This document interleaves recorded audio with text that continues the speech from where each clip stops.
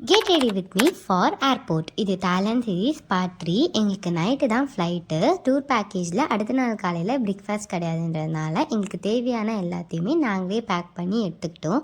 அப்புறம் என்ன, பாட்டு போட்டு ரெடி ஆகிட வேண்டியதான். ஒரு பாதி கதவு நீயடி, மறு பாதி கதவு நானடி, பார்த்து கொண்டே இருந்திருந்தோம், சேர்த்து வைக்க காத்திருந்தோம். ஒரு பாதி கதவு நீயடா, மறு பாதி கதவு நானடா, தாழ் திறந்தே காத்திருந்தோம், காற்று வீச பார்த்திருந்தோம். நீ என்பதே நான் தானடி.